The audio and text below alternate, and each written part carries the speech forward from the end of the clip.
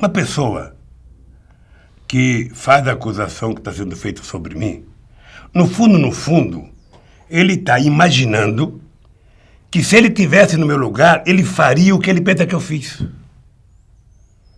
Essas pessoas não sabem o que é um ser humano fazer um esforço imenso para ser respeitado no mundo.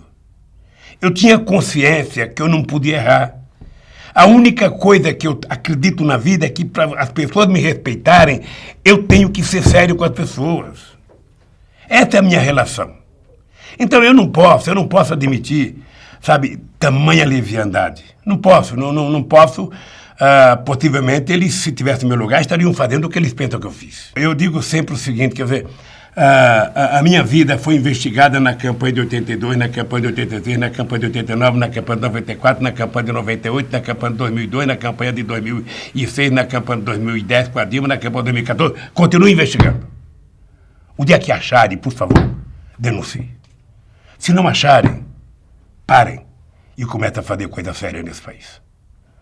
Não sejam refém da imprensa. Não sejam refém da imprensa.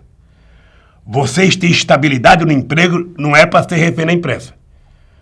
Porque é pouco inteligente alguém dizer, para condenar alguém, eu preciso da imprensa. Aí não precisa fazer. Sabe? Eu quero saber se você investigou, se você tem prova, se você encontrou uma conta, se você encontrou alguma coisa. Aí denuncie. Se não fez isso, pare, pense e mude de comportamento. O Brasil não suporta mentira por muito tempo.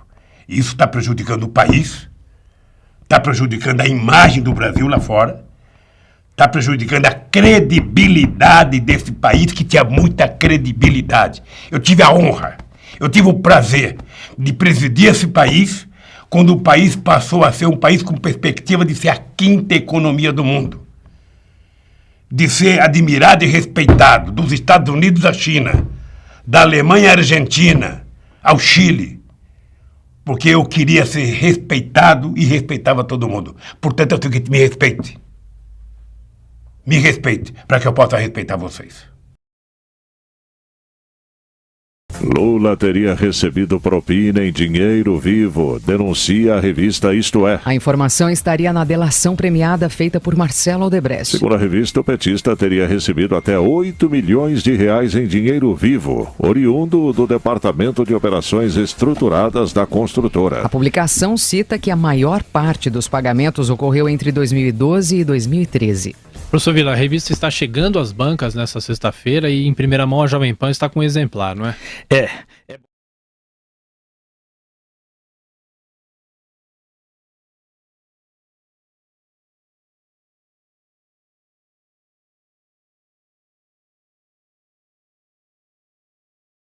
Lembrar que a Odebrecht é a maior delação do mundo. A delação da Odebrecht são 50 executivos e mais 32 incluídos como colaboradores. Tem mais de 300 anexos, né? O valor total da multa para a empresa é de 6 bilhões.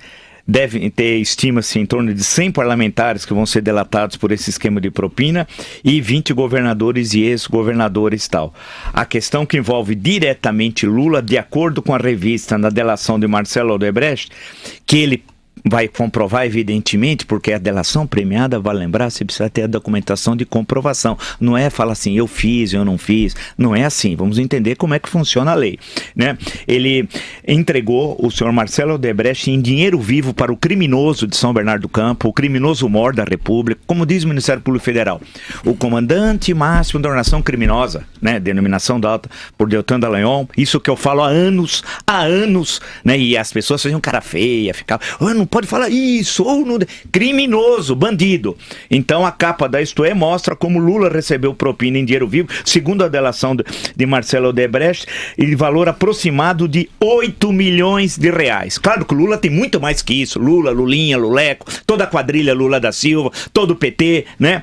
Mas o Lula recebeu, de acordo com a revista Isto É, de acordo principalmente, o que interessa, a delação oficial, vai ser homologada pelo ministro Teori Zavascki, 8 milhões de reais em dinheiro vivo e tal. E aí ele, justamente, apresenta, segundo a revista, que os recursos repassados a Lula teriam vindo do setor de operações estruturadas da Odebrecht, o chamado, entre aspas, departamento da propina. Com a empresa tinha um departamento, tinha um banco, criado por ela, inclusive, exclusivamente destinado a essa atividade. Ele detalhou também 13 encontros com a senhora Dilma Rousseff, criminosa também, né? 2 deles em 2014, durante a campanha à reeleição. Aquela que, inclusive, eu fiz um livro dizendo que era a campanha mais suja da história do Brasil, tal. E agora, todos os dados reafirmam isso. É a campanha em que o Petrolão marcou todo o processo eleitoral. Foi a campanha mais cara e mais suja, com mais dinheiro público roubado pelo PT, dinheiro meu, dinheiro seu, dinheiro nosso. Portanto, a reportagem dessa é bombástica, isso aqui tá chegando agora às bancas, nós recebemos aqui tá quentinho, cheirando de novo, né? E com essa manchete, Marcelo Odebrecht delata, Lula recebeu pagamento em dinheiro vivo. 8 milhões de reais, o criminoso de São Bernardo, esse que ri da nossa cara, né, que tem essa quadrilha travestida em partido político. A revista também, para concluir, lembra que na delação do Odebrecht, Dilma é citada 18 vezes como intermediária direta de recursos de Caixa 2.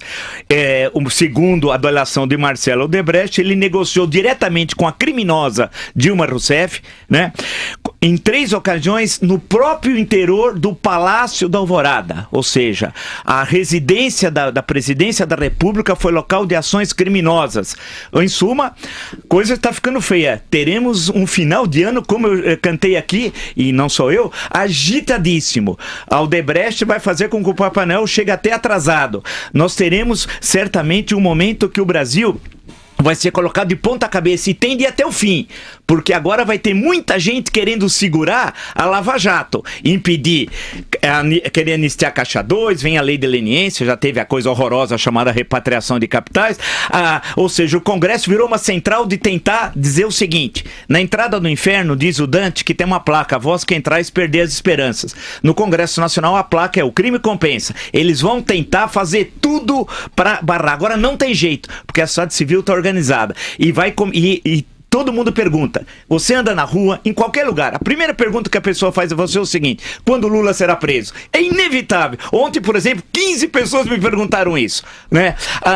Quando Lula, quer dizer, ninguém já mais discute se o Lula cometeu crime ou não. É dado como certo que ele é criminoso, ele é o comandante máximo da ação criminosa, né? A questão é quando ele vai ser preso. E agora eu quero ver, lugar do Lula é na cadeia. Agora, no processo, tudo tem que ir para o processo, tem que ir para os autos de um processo contra Lula.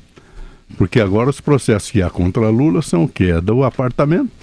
Tem 3. Ele é réu em 3. E o outro que ele perturbou a justiça. Quer dizer, faltava o dinheiro, faltava esse elo. E o dinheiro? Que está chegando agora. Só que ainda tem que ir para os autos o depoimento contra ele específico, a declaração tem que ser tomada e tem que ser confirmada em que conta está. Senão fica a palavra de A contra B, do acusador contra o réu, que também não é certeza. A certeza é absolutamente necessária no processo para condenação. É o famoso indúbio pro réu. A dúvida favorece o acusado. Tem que existir a certeza. Eu repito aqui sempre a frase do professor Nicola Framarino Dei Malatesta, dos maiores analistas da prova penal. Ele examinou tudo.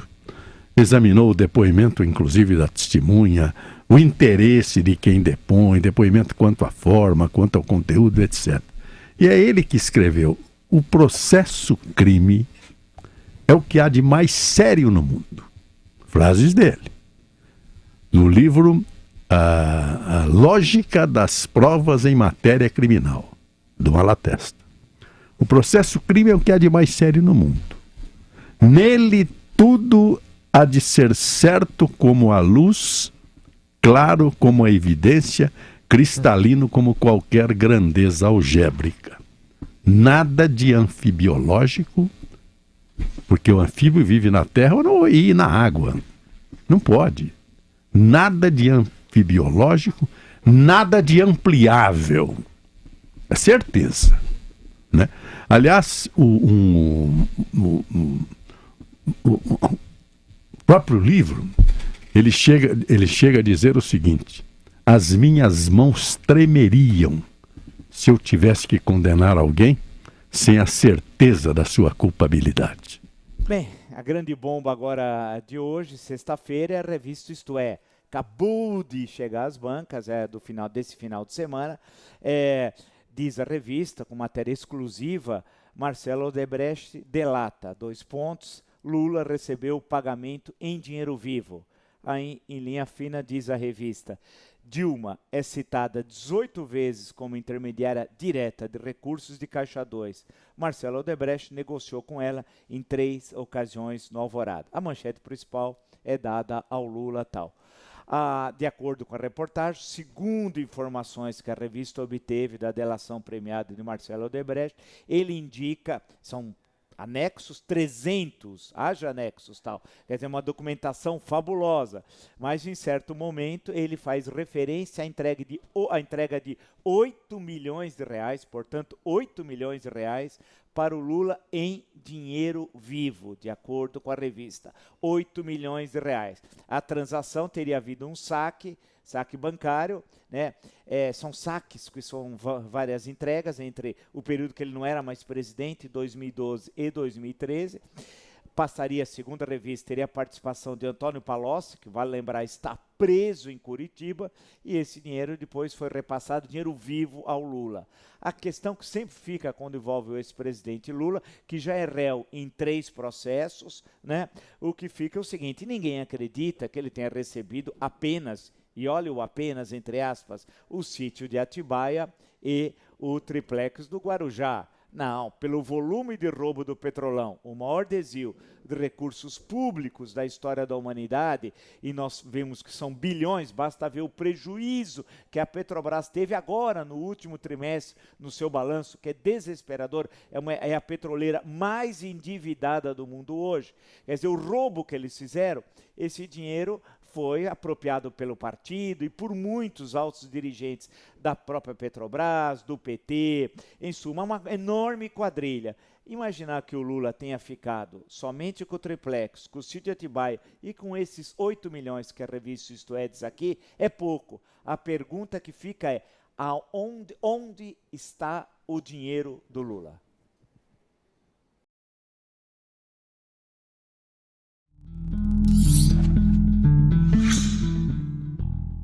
O presidente Lula fez muito bem em denunciar esse pacto do diabo, o pacto entre o Moro e o PIG, entre o Moro e a Globo, para levá-lo à cadeia e destruir o PT e destruir a economia brasileira.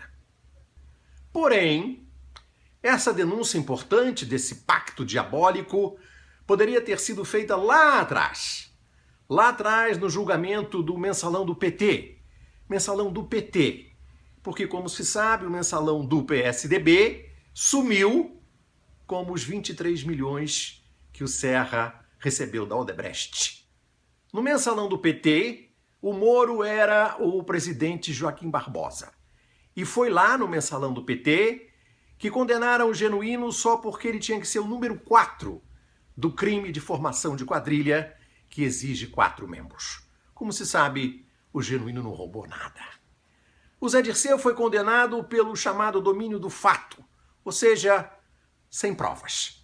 E o Zé Dirceu foi condenado exatamente porque não tinha provas, mas porque, segundo o redator do voto, o juiz Moro, então, considerou que mesmo sem provas, a literatura permitia mandar o Dirceu para a cadeia, onde está até hoje. Esse pacto diabólico, primeiro entre Joaquim Barbosa e a Globo, agora entre Moro e a Globo e todo o PIG, o pacto diabólico deu certo. A Dilma foi deposta, sem ter cometido nenhum crime, e o Lula está na porta da cadeia.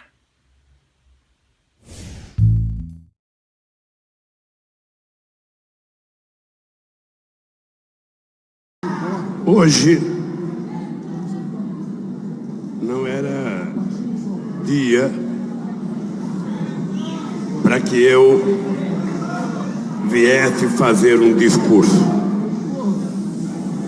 Hoje era um dia para que eu ouvisse as pessoas falarem muito menos em defesa do Lula, mas em defesa da democracia, do Estado de Direito e da justiça desse país.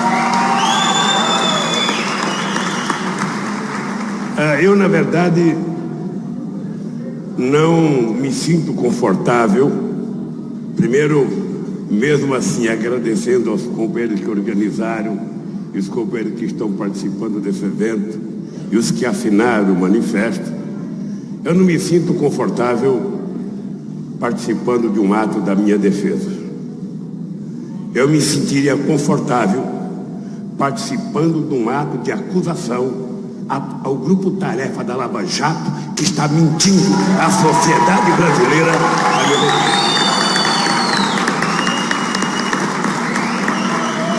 E não estão causando mal apenas ao Lula, à sua família e a outras pessoas. Estão causando mal a uma instituição que todos nós valorizamos, que é uma instituição chamada Ministério Público, porque tem muita gente séria. Estão causando mal a uma instituição chamada Polícia Federal, que foi criada para defender o Estado brasileiro e para investigar, e não para permitir que delegados comprometidos ideologicamente e politicamente com determinados partidos venham fazer falsas acusações. Eu gostaria de não estar aqui me defendendo, mas na verdade acusando o comportamento perverso dos meios de comunicação nesse país, que mentem descaradamente enquanto era política.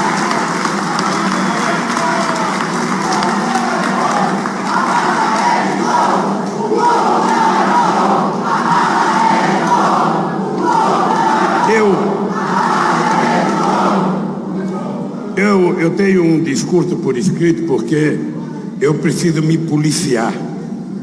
Eu não posso falar o que eu estou pensando, o que eu tenho vontade de falar, porque eu tenho que obedecer algumas regras jurídicas.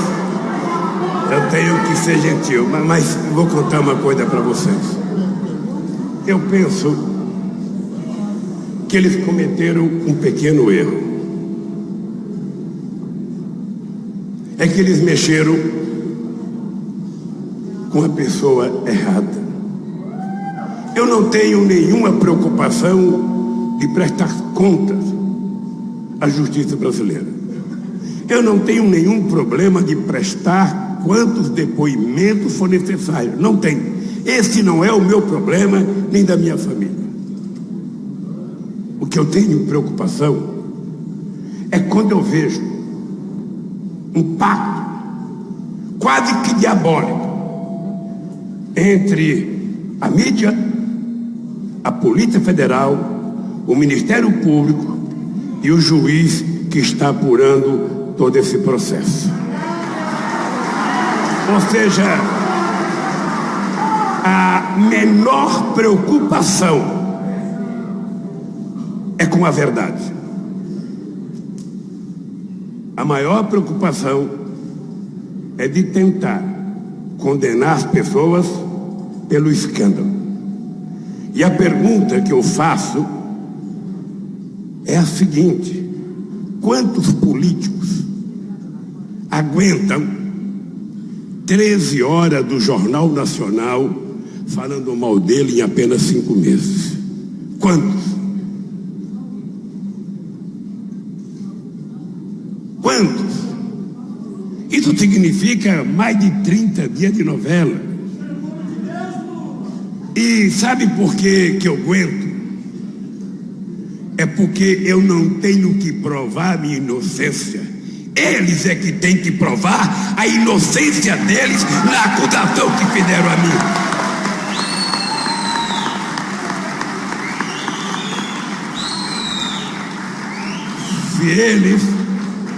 estão acostumados a lidar com políticos que têm medo deles, eu queria dizer, eu continuo respeitando as instituições, porque acredito que a democracia precisa de instituições fortes para controlar, inclusive, muitas vezes, os extravasamentos de posições de governos que terminam virando ditadores.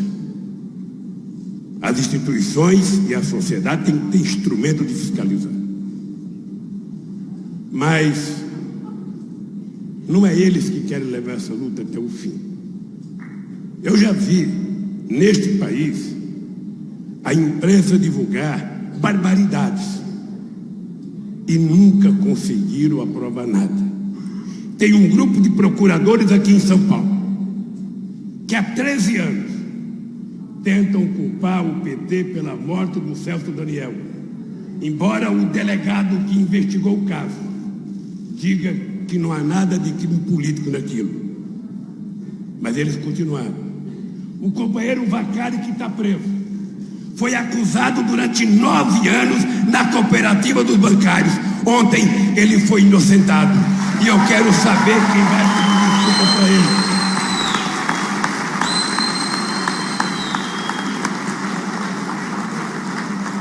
Eu tenho companheiros que foram acusados de corrupção, que mostraram a imagem dele na televisão. Já fazem 8 anos. Destruíram a pessoa e a família da pessoa. E ele nunca foi chamado para prestar nenhum depoimento. Nem no Ministério Público, nem na Polícia Federal. Eu sei o que a imprensa brasileira fez com a escola de base, que destruiu a família, destruiu a escola, dizendo que o dono da escola praticava pedofilia com as crianças. E depois de execrar a escola e a família, ficou provado que era pura e simplesmente mais uma mentira daqueles que querem sucesso imediato.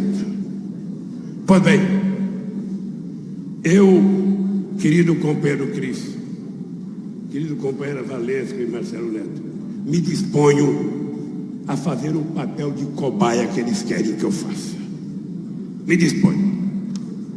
Tenho 71 anos de idade, bem feito. Bem feito. E me disponho humildemente a me colocar à disposição dos acusadores. A única coisa que eu quero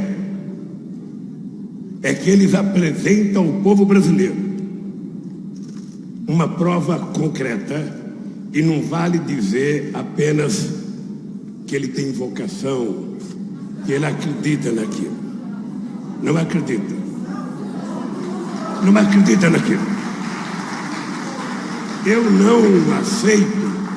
não aceito a ideia de que a convicção vale como prova, porque se eu disser para eles a convicção que eu tenho deles, vai ficar muito ruim esse processo.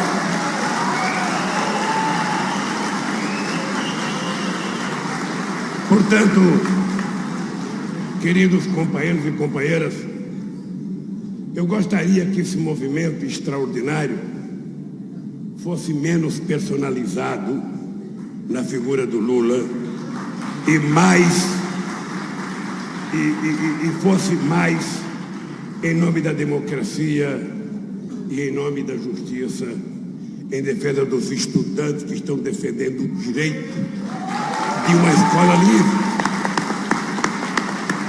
Porque certamente a escola sem partido que eles estão telefonando, que eles estão reivindicando, Bebel, que eles estão acusando e que eles querem implantar no Brasil, é a escola do tempo que eu era criança, em que a servente entrava com uma régua de 1 metro na sala de aula e metia a régua de quina na cabeça da gente. Era o uso da palmatória para educar a criança. Era o caroço de milho ou a tampinha de garrafa para a gente ficar ajoelhado de castigo o tempo inteiro. E eles têm que saber que a juventude de hoje não é tão boba ou inocente quanto a minha juventude. Porque esse pessoal aprendeu a querer direitos e a ter direitos e a brigar pelos direitos. Afinal de contas, a razão da escola não é para os educadores apenas. A única razão da existência de uma escola é para ensinar o povo brasileiro a ser cidadãos e cidadãs de primeira classe e não ser cidadãos ou cidadãs de segunda classe. Por isso, companheiros e companheiras, o motivo do nosso encontro de hoje pode ser resumido numa única palavra: democracia. Estamos aqui para defendê-la contra as sucessivas agressões que vem sofrendo em nosso país. Lutamos muito para conquistar a democracia. Enfrentamos o arbítrio, a censura, a repressão violenta. Muitas vidas foram sacrificadas no longo caminho até a Constituição de 88, quando alcançamos, enfim, o possível Estado de Direito Democrático. Impulsionada pela vibração das forças sociais que vinham das lutas pela liberdade de organização sindical e partidária, pela anistia, pela liberdade de expressão, pelas eleições diretas, nossa Constituição não apenas restaurou o Estado de Direito, mas reconheceu e ampliou direitos individuais e coletivos. E nessas quase 3 décadas, passamos a compreender cada vez mais claramente o valor da democracia numa sociedade diversificada, complexa e desigual como é o Brasil. O reconhecimento de que todos nascemos iguais em direitos e de que o Estado deve promover e assegurar a busca dessa igualdade é a base de todos os avanços sociais, políticos, econômicos, jurídicos, ambientais e humanos que a sociedade brasileira conquistou nesse breve período. A mais simbólica dessas conquistas é o voto livre, universal e soberano, por meio do qual elegemos governos com mandatos que expressam a vontade do povo. E nem isso eles respeitam, porque preferiram o voto indireto para eleger um presidente do que assegurar o mandato de 54 milhões de brasileiros, deram a companheira Dilma. O direito à proteção social foi por esse caminho que chegamos à presidência da República em outubro de 2002, depois de 3 tentativas, sempre acatando o resultado das urnas. E nosso governo, desde o primeiro dia, se propôs a materializar na vida dos brasileiros o direito previsto na Constituição.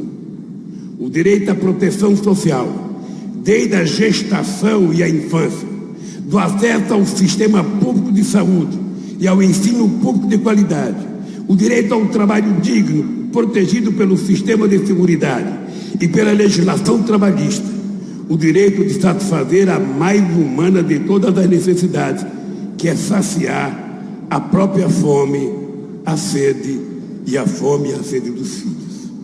Aprendemos que a democracia é, de fato, uma prática cotidiana que aperfeiçoamos constantemente na busca da igualdade real entre as pessoas na construção de uma sociedade mais justa. É uma construção coletiva para a qual contribui as mais diversas forças políticas e inúmeros cidadãos individualmente. Não apenas os partidos, mas os intelectuais, as universidades, os artistas, os militantes sociais, nos sindicatos, nas igrejas, nas escolas, nos bairros, nas pequenas cidades e comunidades desse imenso Brasil. Como presidente de honra do Partido dos Trabalhadores, devo registrar a contribuição do PT para esse processo. Há 36 anos, nós rompemos a tradição conservadora, criando um partido a partir das bases, comprometido com as lutas sociais para transformar o país. Em nossas prefeituras, inovações como o orçamento participativo mudaram a qualidade da relação entre o governo e a população. A sociedade apropriou-se desses novos mecanismos de participação democrática, exigindo sua permanência mesmo em administrações de outros partidos. Na Assembleia Constituinte, a bancada do PT e mais a bancada de esquerda foi um canal aberto para expressar as reivindicações e propostas dos mais diversos movimentos. Procuramos combinar a atividade parlamentar com a militância social, arejando as instituições com o vento forte das ruas. Nosso governo foi pautado pelo diálogo permanente e respeitoso com todos os setores. Estimulamos a sociedade a participar da definição, implantação e acompanhamento de políticas públicas por meio de conferências temáticas nacionais. Foram mais de 74. Sobre educação, saúde, proteção à infância, ciência e tecnologia, meio ambiente, segurança e comunicação, entre tantas outras. O Conselho de Desenvolvimento Econômico e Social proporcionou intensos e produtivos debates sobre o rumo do país, colocado em contato representantes de trabalhadores e empresários, cientistas e militantes, representantes da cultura, do movimento negro, das mulheres, dos índios, de setores que jamais haviam se reunido antes. O Portal da Transparência e a Lei de Acesso à Informação, entre outras iniciativas, permitiram à sociedade conhecer e vigiar efetivamente a aplicação dos recursos públicos, encerrando uma era de segredos e manipulações. Estes e outros avanços, quero deixar bem claro, não são obra exclusiva do PT, nem seriam possíveis sem a contribuição de um conjunto amplo de forças, mas eles formam um legado que não pode ser esquecido e muito menos dilapidado, pois constitui um novo patrimônio democrático da sociedade brasileira. Queridas amigos e queridos amigos, a prática da democracia começa pelo mais básico dos direitos, que é o direito de reivindicar direitos, por meio da liberdade de manifestação e associação. Essa prática é incompatível com a repressão política, com a censura, com a perseguição do Estado contra os partidos, movimentos ou indivíduos. Hoje no Brasil, vivemos um momento de perigoso regresso, de crescente agressão às liberdades fundamentais. São cada vez mais comuns as cenas da repressão violenta contra manifestações populares de trabalhadores da cidade do campo. Para citar apenas exemplos recentes, a violência da polícia militar contra professores e estudantes a mando dos governos de São Paulo e do Paraná.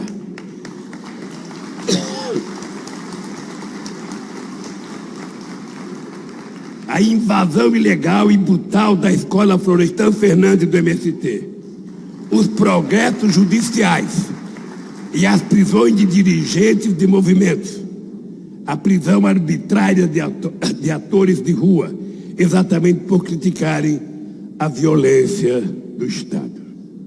Não é mera coincidência que a escalada repressiva se intensifique na sequência do golpe de Estado que interrompeu um governo eleito por 54 milhões de brasileiros.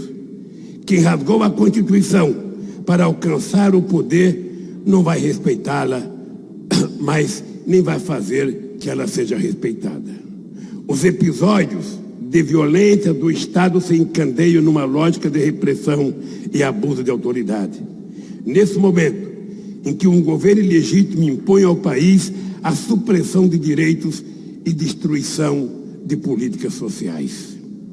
Este governo e as forças que estão por detrás dele tentam criminalizar os movimentos de defesa das conquistas, os justos protestos e reivindicações num perigoso retrocesso histórico.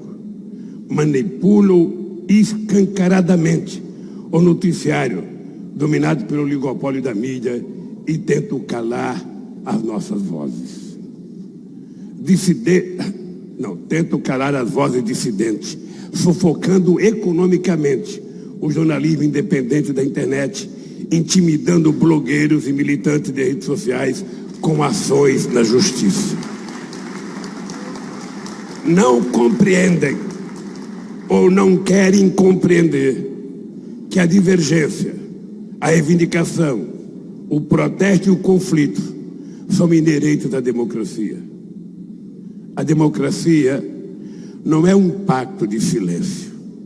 Ela é um processo vivo. É a sociedade em movimento na luta por seus direitos. Não é a paz dos cemitérios, o império do pensamento único. É a convivência entre os opostos, o reino do diálogo e o respeito à existência do outro.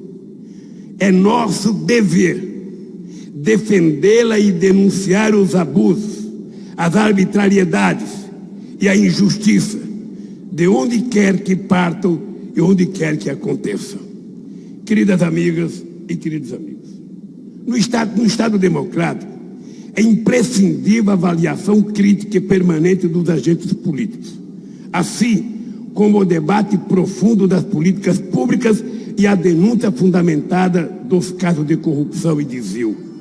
A democracia permite julgar e punir quem errou, seja por meio do voto, para quem frustrou as expectativas da sociedade, ou por meio do devido processo legal, para quem roubou ou se corrompeu. É assim que evolui e se aperfeiçoam os partidos e as instituições. Os agentes políticos devem ser os primeiros responsáveis pela defesa das instituições, agindo com transparência e correção, reconhecendo e corrigindo erros e desvios. Temos de reconhecer que essa atitude não tem sido a regra, mas a resposta não pode ser o processo que estamos assistindo de sistemática e permanente desqualificação da política. A história está repleta de exemplos em que esse tipo de processo acabou ferindo de morte a própria democracia. Por isso, vejo com muita esperança as iniciativas da sociedade para defender os direitos conquistados e para preservar o Estado de Direito. Quando os jovens protestam nas ruas e nas escolas para garantir a educação pública de qualidade, para que possa influir no currículo escolar, eles estão atuando politicamente, estão exercendo o sagrado direito de reivindicar e participar. Quando as centrais sindicais e os movimentos convocam manifestações como a que estão marcadas para amanhã, em defesa das políticas sociais e do patrimônio nacional, estão mostrando que esse país ainda tem muitas vozes. E quando representantes dos mais diversos setores da sociedade se organizam num ato e um manifesto como o que estamos lançando esta noite, temos uma prova de que a consciência democrática continua viva no Brasil. Agradeço de coração a solidariedade generosa dos que promovem esse ato, mas tenho muita clareza de que não cometi nenhum crime ou legalidade antes, durante ou depois de ter sido presidente da República. Levantam falsas denúncias, manipulando o processo legal, sem apresentar qualquer prova e sem respeitar minhas garantias. Não viso atingir a minha pessoa, mas o projeto de um país que represento há mais de 40 anos. Visam excluir do progresso político uma corrente que mostrou ser possível governar o Brasil, incluindo milhões de pessoas antes marginalizadas. Nós aprendemos, em dolorosas experiências históricas, que toda vez que um cidadão ou uma corrente política são agredidos em seus direitos, todas as correntes e todos os cidadãos são igualmente ofendidos. Por isso, esta noite, sou mais um entre tantos que se levantam na defesa da democracia e do Estado de Direito. Essa é a causa de uma pessoa. Esta não é a causa de uma pessoa ou de um partido. Essa é a causa do Brasil, pela qual vamos lutar com todas as nossas forças. Companheiros e companheiras, Eu quero terminar dizendo para vocês que eu me politizei muito tarde. Eu já tinha mais de 20 anos quando eu me politizei. E eu fui descobrindo ao longo do tempo que existe, Marcelo Neves, uma diferença entre a democracia que o povo sonha conquistar e a democracia que a elite pretende garantir que o povo tenha. A democracia deles, ela permite que o povo sonhe com um trabalho digno e com um salário decente. A democracia deles permite que o povo possa gritar que está com fome, que está com sede. A democracia deles permite que o povo possa gritar que quer estudar numa escola de qualidade, que o pobre possa ser doutor. A democracia dele permite que o trabalhador rural sonhe com a reforma agrária. A democracia dele, Guilherme, sonha que o pobre possa ter uma casa para morar, como está na Constituição. Mas eles nunca exerceram a democracia a ponto de deixar as pessoas tornarem realidade, ter um emprego, ter casa, ter universidade. Pois bem, eu vi na fala do querido Sérgio Manberti a apologia das conquistas do povo no nosso governo. E é com muita tristeza que o desemprego, com a gente quase acabou, está voltando. E já está a quase 12%. O salário que os trabalhadores aprenderam a conquistar estão nesse momento sofrendo um arroxo e todas as categorias estão tendo aumento menor que a inflação. As universidades que nós conquistamos, eles estão tentando diminuir um orçamento que nós triplicamos, a pretexto de que é preciso conter o gasto. Gaste o gasto com a língua de vocês, mas não com a educação desse país, que é o mais importante investimento que um país pode fazer. Cortar dinheiro da educação é tirar o sonho de que o povo pobre desse país possa um dia ter acesso à alta complexidade das máquinas que descobrem doenças como aquela que eu tenho quando vou no hospital. O coitado do pobre às vezes morre e o único diagnóstico como é que dá é dar uma atestada de óbito dizendo que ele morreu por insuficiência cardíaca porque não passou por nenhum exame correto. Eu quero terminar dizendo a toda essa gente que se incomodou e se incomoda com as pessoas mais humildes lotando o aeroporto que eles passaram a chamar de rodoviária, como se a rodoviária fosse uma coisa pejorativa. Aquelas pessoas que se incomodam com o avanço da organização das cooperativas e do teto do Pronaf para o sem terra. Aquelas pessoas que se incomodam quando a gente criou a política habitacional para as entidades, permitindo que os trabalhadores possam fazer casa no campo da cidade mais barata do que aquela que os empresários fazem e de melhor qualidade. Aquelas pessoas que se incomodam quando as pessoas pobres começam a frequentar o Parque do Ibirapuera, começam a frequentar os teatros, começam a entrar num restaurante. Aquelas pessoas que se incomodam com o acesso dos mais humildes, só subindo um degrau na escala social, agora devem estar muito felizes, porque eles estão tentando destruir, fazendo as pessoas voltar por andar de baixo. Eu queria terminar dizendo para vocês, somente a democracia é que permitiu que o índio cocaleiro na Bolívia virasse presidente da República e que um metalúrgico virasse presidente da República. Somente a democracia permitiu que uma ex-guerrilheira assumisse a presidência desse país.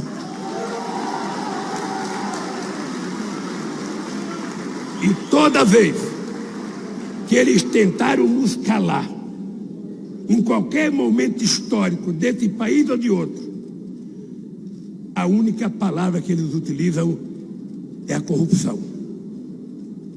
Pois eu queria dizer para eles, pela primeira vez, vocês estão acusando uma pessoa honesta que vai lutar com vocês até provar a minha inocência.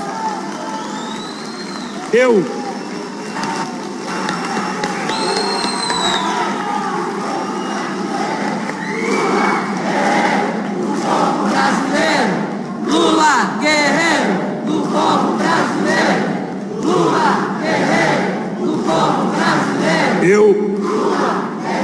quando vejo o companheiro Raduan, esse senhor que está aqui, esse jovem de cabelo branco, levanta aí, Raduan.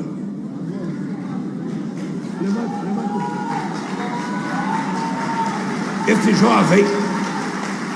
Esse jovem senhor que está aí, aos 80 anos de idade, virou um dos maiores escritores desse país com um livro só.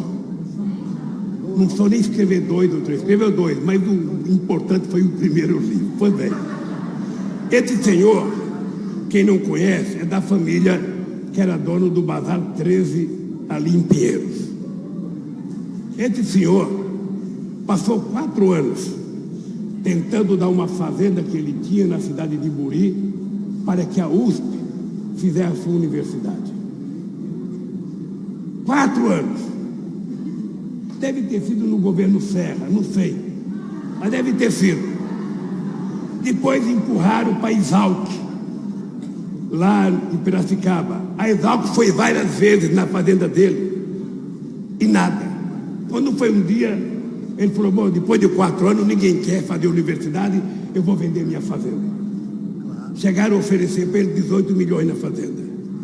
Eis que o amigo dele, deve ter amigo do Gilberto Carvalho, correu a Brasília e disse, olha, tem o professor Raduan que quer dar uma fazenda para fazer a universidade e o pessoal da USP não pegou.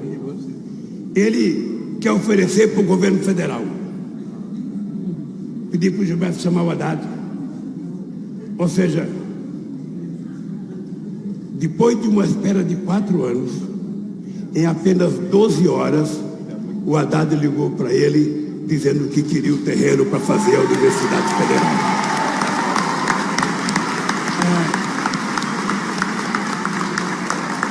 Depois, eu estive lá esse dia visitando a faculdade, tem um prédio já, houve um pouco de atraso no dinheiro, mas deu para conversar com os alunos e deu para comer um carneiro na casa dele com nozes de arroz que vocês morreram de inveja.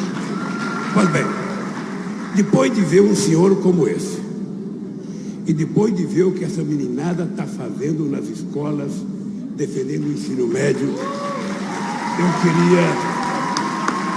eu queria dizer aos nossos perseguidores que não tenham mais preocupação com as pessoas da minha idade, porque nós já fazemos quase parte do passado. Comece a se preocupar, porque o futuro está chegando com essa meninada que quer mais educação, mais cultura, mais emprego, mais salário. Um abraço, gente, e obrigado pelo carinho. Obrigado, Lula. Muito obrigado, boa noite a todos e todas.